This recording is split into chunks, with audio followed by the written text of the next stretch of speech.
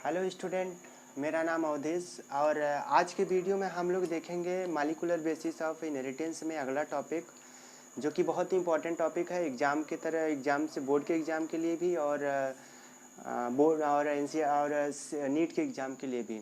यहाँ पे हम लोग बहुत बेसिक से स्टार्ट करेंगे और बेसिक से हम लोग जो है हाई लेवल तक जो है, जैसे ट्रांसक्रिप्शन की कैसे ट्रांसक्रिप्शन मशीनरी काम करती है, प्रोकैरियोट में कैसे काम करती है, यूकैरियोट में कैसे काम करती है। तो इसको हम लोग बहुत बारीक से और बहुत जो है ब्रॉड वे में हम लोग इसको समझने वाले हैं। अगर आप हमारे वीडियो पे नए हैं तो वीडियो को लाइक और सब्सक्राइब जरूर करें। चलिए देखते हैं इसमें पढ़ना क्या क्या है हम लोग को।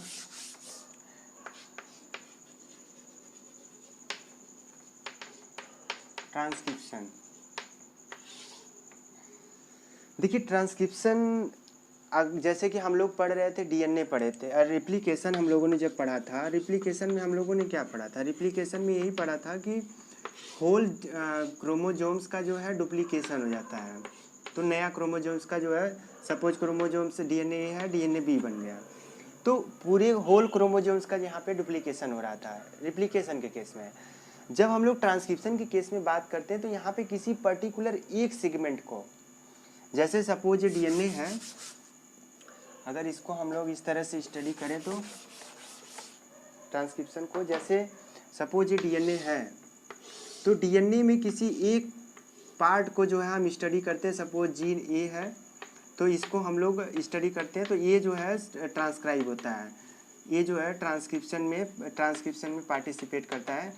तो ट्रांसक्रिप्शन में बेसिकली पूरे डीएनए को न ट्रांसक्राइब करके पूरे डीएनए का कोई इन्वॉल्वमेंट नहीं होता है, केवल पर्टिकुलर सेगमेंट का इन्वॉल्वमेंट होता है।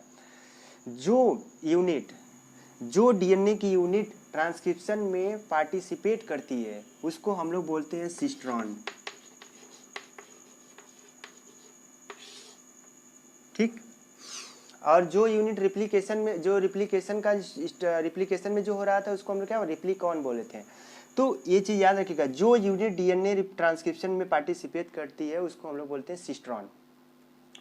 देखिए एक्चुअली ट्रांसक्रिप्शन में इससे बेस क्वेश्चंस आते रहते हैं हमेशा। पहली चीज़ की ट्रांसक्रिप्शन जो है एक सेलेक्टिव प्रोसेस है, एक सेलेक्टिव प्रोसेस है। ठीक। दूसरी चीज़, ये प्रोकैरियोट में और यूकैरियोट दोनों में होती है।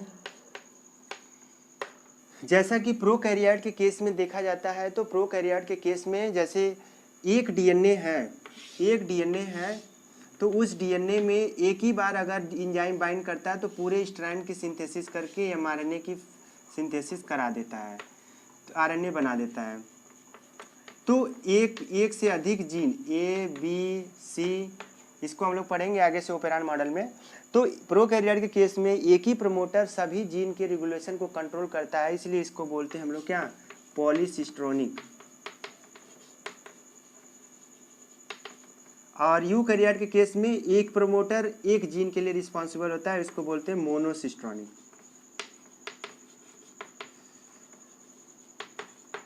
आई होप कि ये बात समझ में आई होगी।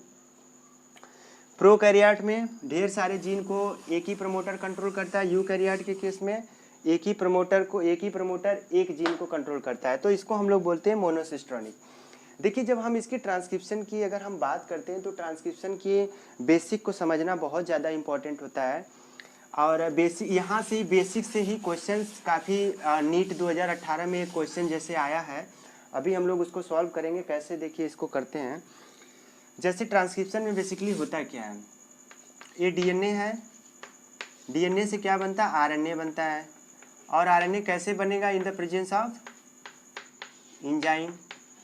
और ये एंजाइम के बारे में हम लोग को बहुत अच्छे से पढ़ना है, इसके विषय में आप लोग टेंशन मत लीजिएगा, इसको बहुत अच्छे से हम लोग प्रोकैरियोट में भी कौन एंजाइम होते हैं, यूकैरियोट में भी कौन कौन एंजाइम होते हैं, मैं सबको इसको बहुत अच्छे से जो है इसको डिस्क्राइब करूँगा। लेकिन फिलहाल अभी के लिए यहाँ पे ये समझना है कि ट्रांसक्रिप्शन होता क्या है। देखिए जब यहाँ पे हम लोग को पढ़ना कि यहाँ पे जब डीएनए का ये 5 प्राइम टू 3 प्राइम और ये 3 प्राइम टू 5 प्राइम, देखिए इसको हम लोग, ये डबल स्टैंडर्ड डीएनए है। ठीक। यहाँ पे क्या होगा, इसका जो है ट्रांसक्रिप्शन होगा और एक आरएनए का स्ट्रैंड बनेगा। आरएनए हमेशा 5 प्राइम टू 3 प्राइम सिंथेसिस होती है, इतना याद रखिएगा, ठीक, ये इंपॉर्टेंट चीज़ है।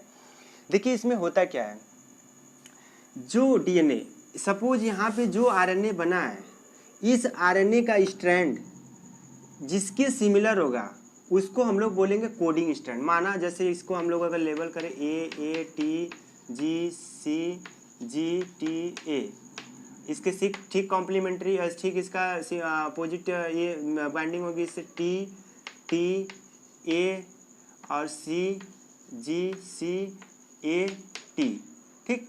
अब इसके बाद में आरएनए स्ट्रैंड हम लोग क्या लिखेंगे, देखिए आरएनए स्ट्रैंड हमेशा इसके सिमिलर होगा और इसके कॉम्प्लीमेंट्री होगा। देखिए इसके सिमिलर होगा तो क्या क्या होगा, ए, फिर यहाँ पे आरएनए में पता है कि टी की जगह क्या पाया जाता है, यूरासिल पाया जाता है, तो यहाँ पे क्या हो जाए, you ji C G T ए, ठीक। जिसके सिमिलर होगा उसको हम लोग क्या बोलेंगे, कोडिंग स्ट्रैंड,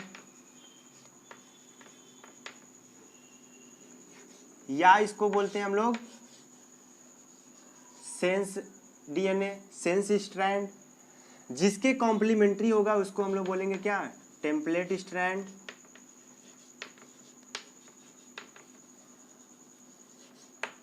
या इसको बोलते हैं हम लोग एंटीसेंस स्ट्रैंड, ठीक। ये चीज बहुत इंपॉर्टेंट है, यहाँ से क्वेश्चन बार बार आया है। अभी मैं क्वेश्चन एक कराऊंगा जो कि आप लोगों को नीट के 2018 में क्वेश्चन में आया है ये चीज़, तो इस चीज़ को बहुत सीरियसली इसको समझिएगा। देखिए जो स्ट्रैंड इसके कॉम्प्लीमेंट इसके सिमिलर होगा उसको हम लोग बोलेंगे कोडिंग स्ट्रैंड। क्वेश्चन कैसे आता है, क्वेश्चन दे देगा कि अगर आरएनए का स्ट्रैंड ऐसा है तो डीएनए का स्ट्रैंड कैसा, कोडिंग स्ट्रैंड कैसा होगा, और टेम्पलेट स्ट्रैंड का सीक्वेंस क्या होगा। अगर कोडिंग सीक्वेंस का स्ट्रैंड ए है तो टेम्पलेट कोडिंग सीक्वेंस का स्ट्रैंड ए है, सीक्वेंस ए है तो टेम्पलेट और आरएनए के स्ट्रैंड को, आरएनए के सीक्वेंस को बताइए। इस तरह से क्वेश्चन हमेशा इसको अल्टर करके पूछता है। एक बार AIPMT 2012 में क्वेश्चन पूछा है, एक बार नीट 2018 में क्वेश्चन पूछा है। देखिए कैसे, देखिए इसमें जब हम लोग जिसके सिमिलर होगा उसको हम लोग कोडिंग स्ट्रैंड बोलेंगे, जिसके कॉम्प्लीमेंट्री होगा उसको हम लोग टेम्पलेट स्ट्रैंड बोलेंगे, ठीक। टेम्पलेट देखिए 3 to 5 प्राइम है और कोडिंग स्ट्रैंड 5 to 3 प्राइम होता है, ठीक। इतना चीज याद रखिएगा। अब देखिए जो ट्रांसक्रिप्शन होता है, अभी इसको इतना माइंड में रखिए, अभी क्वेश्चन इसको दिखा रहे हैं कैसे करते हैं। देखिए इसका क्वेश्चन है, ये स्ट्रैंड दे दिया है, ये सीक्वेंस दे दिया है, ये सीक्वेंस कोडिंग स्ट्रैंड का जो है सीक्वेंस दिया है, ये कोडिंग स्ट्रैंड दिया है। अब आपसे पूछ रहा है कि आरएनए का जो स्ट्रैंड होगा, आरएनए का जो सीक्वेंस होगा वो कैसा होगा, आरएनए का सीक्वेंस कैसा होगा। ये तो हमें आसानी से पता चल जाएगा। कैसे, मैंने अभी बताया कि जो डीएनए होता है, डीएनए का 5 प्राइम है, ये 3 प्राइम है, इसको हम लोग क्या कहते हैं, कोडिंग कहते हैं।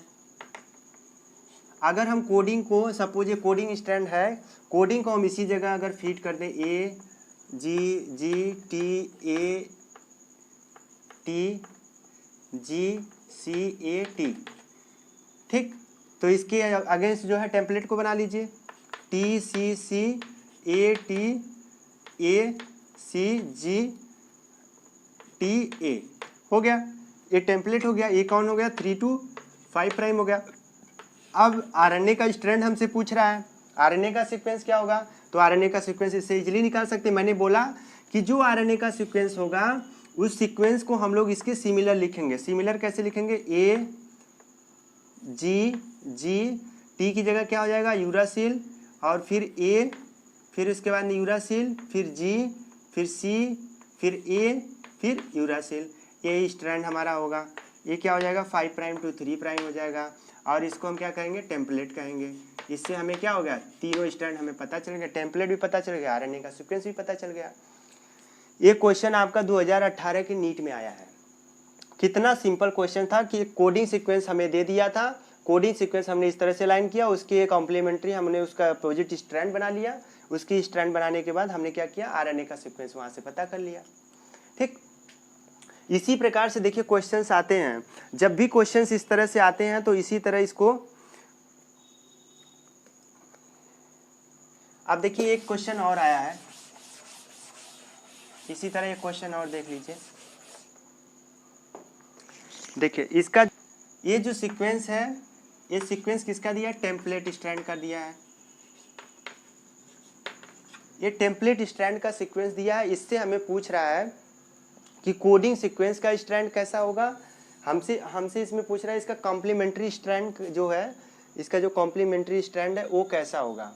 तो अब इसमें देखिए टेम्पलेट स्ट्रैंड दे दिया है, अब हमें पता है जो टेम्पलेट स्ट्रैंड दिया है तो इसके ठीक कॉम्प्लीमेंट्री हमें किसका, अगर टेम्पलेट हमें दिया है तो ये टेम्पलेट हमारा जैसे हम लोग यहाँ बनाए 5 प्राइम टू 3 प्राइम और 3 प्राइम टू 5 प्राइम, हमें पता है कि टेम्पलेट क्या होता है, 3 टू 5 प्राइम होता है।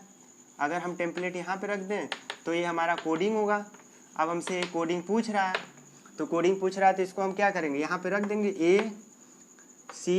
ACTGCTA, ये स्ट्रैंड हमसे पूछ रहा है तो इसको हम लोग ठीक इसका TG और A और CGAT,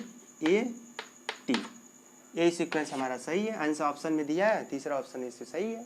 ठीक है, तो इस तरह से क्वेश्चन देखिए हमेशा जो है हर एग्जाम में, हर अगर नीट का एग्जाम देखा जाए तो हर लगभग एक आध बार जो है एक आध बार इंटरवल करता है, अदरवाइज हर बार इस तरह से क्वेश्चंस कोडिंग स्ट्रैंड देगा, कभी टेम्पलेट स्ट्रैंड देगा, कभी नॉन कोडिंग, कभी जो है आरएनए का सीक्वेंस देगा। तो इस तरह से हमेशा जो है क्वेश्चंस आए ही हैं इस पे, तो इसको बहुत ही और ये बहुत ही सिंपल है, आपका जो भी क्वेश्चंस होगा ये क्वेश्चन इजीली हो जाएगा, इसमें जरा सा भी परेशानी नहीं होगी। ठीक है, अब देखिए टेम्पलेट स्ट्रैंड, जब हम लोग ट्रांसक्रिप्शन की बात करते हैं तो ट्रांसक्रिप्शन यूनिट की बात करते हैं पहले। ट्रांसक्रिप्शन यूनिट, ट्रांसक्रिप्शन यूनिट क्या होती हैं। देखिए ट्रांसक्रिप्शन यूनिट की अगर हम बात करते हैं तो इसका मतलब ये फंक्शनल पार्ट होता है ट्रांसक्रिप्शन का।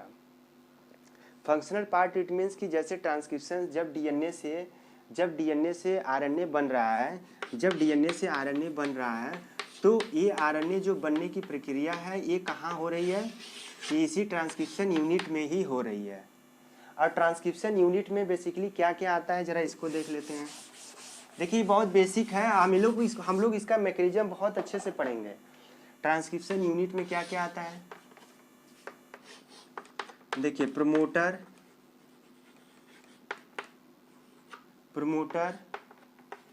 स्ट्रक्चरल जीन और फिर टर्मिनेटर आता है। ठीक, देखिए अब इसमें अगर हम प्रमोटर की बात करते हैं तो प्रमोटर यूकैरियोट और प्रोकैरियोट के रेफरेंस में दोनों में अलग अलग होते हैं। अगर हम यूकैरियोट की प्रोकैरियोट के बारे में पढ़ते हैं तो देखिए प्रोकैरियोट में जो प्रमोटर होता है और यूकैरियोट में जो प्रमोटर होता है केवल थोड़ा सा डिफरेंस होता है। इसमें प्रोकैरियोटिक प्रमोटर को हम लोग बोलते हैं प्रिब्नो बॉक्स,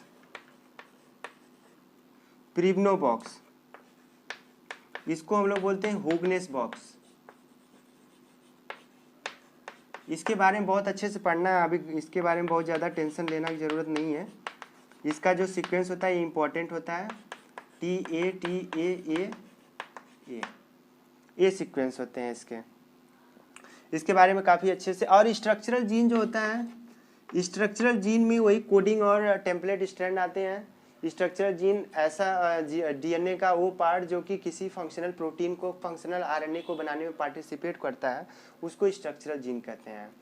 अगर हम जीन की डिफिनीशन बताएं तो gene is a structural and functional unit of a DNA.